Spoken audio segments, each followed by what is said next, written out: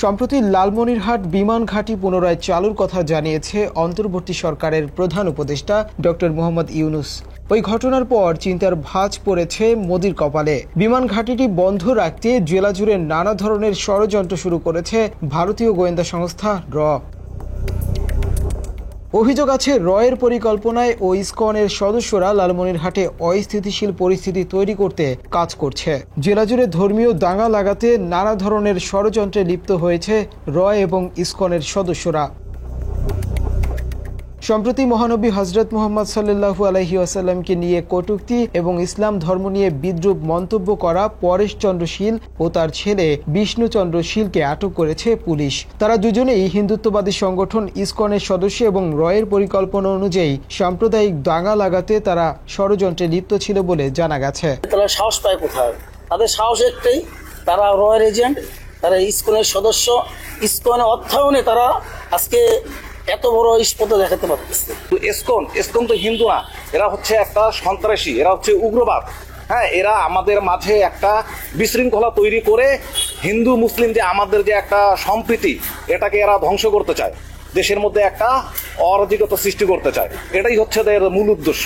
ওই ঘটনার পর লালমনিরহাটে আবারও মহানবী হযরত মুহাম্মদ সাল্লাল্লাহু আলাইহি ওয়াসাল্লামকে নিয়ে কুরুচিপূর্ণ মন্তব্য করেছে উগ্র হিন্দুত্ববাদী সংগঠন ইসকনের সদস্য শ্রী বিপ্লব। একটি ফেসবুক পোস্টের কমেন্টে তার নিজস্ব ফেসবুক আইডি PK রাজ রয় থেকে রাসূল সাল্লাল্লাহু আলাইহি ওয়াসাল্লামকে নিয়ে কুরুচিপূর্ণ মন্তব্য করেন তিনি। বিতর্কিত ওই লেখাটি নজরে এলে লালমনিরহাট সদরে তার বাড়ি ঘেরাও করে স্থানীয় জনতা।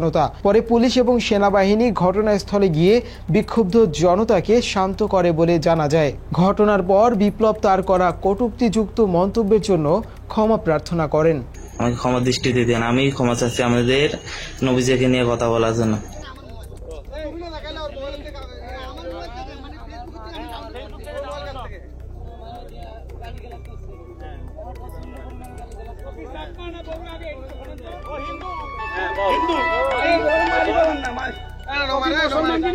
স্থানীয়দের অভিযোগ, লালমনিরহাট জেলাকে অস্থিতিশীল রাখতে ভারতীয় গোয়েন্দা সংস্থা হাতিয়ার হিসেবে ব্যবহার করছে দরিদ্র পরিবারের হিন্দু যুবকদের। স্থানীয় মুসলিম নেতা মাওলানা তারেক বাংলা এডিশনকে বলেন, ভারত দীর্ঘদিন ধরে বাংলাদেশে হিন্দু মুসলিম দাঙ্গা লাগানোর ষড়যন্ত্র করে যাচ্ছে।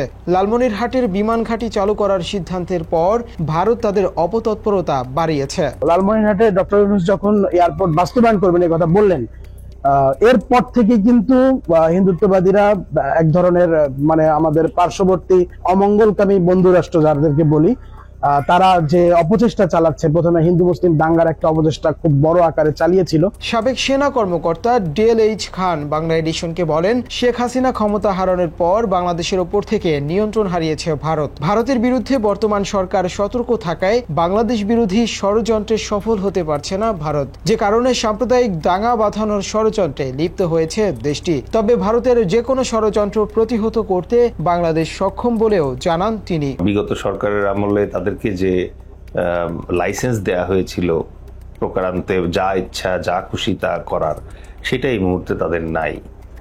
বাংলাদেশ অত্যন্ত সচেতনভাবে এই সাম্প্রদায়িক যে বিরোধ আছে এটাকে যেরকম প্রতিহত করার চেষ্টা করছে, যে কোনো ধরনের সাম্প্রদায়িক উস্কানিকে প্রতিহত করার চেষ্টা করছে, একই সাথে আমাদের পার্শ্ববর্তী দেশের যে পরিকল্পিত একটি প্রোপাগান্ডা ক্যাম্পেইন চলছে, যার মূল অস্ত্র হচ্ছে এই ধর্মীয় উস্কানি, সেটার ব্যাপারেও বাংলাদেশ সরকার এবং বাংলাদেশ সরকারের বর্তমান প্রধান ডক্টর ইউনূসের মাধ্যমে জাতিসংঘ এ ব্যাপারে ওয়াকিবহাল আছে। স্থানীয়দের দাবি, লালমনিরহাট বিমানবন্দর এবং চিকেন নেক ভারতের বিরুদ্ধে হুমকি হয়ে দাঁড়িয়ে আছে, যে কারণে দেশটির গোয়েন্দা সংস্থা জেলার হতদরিদ্র হিন্দু পরিবারের সদস্যদের কাজে লাগিয়ে জেলাকে অস্থিতিশীল করতে কাজ করছে।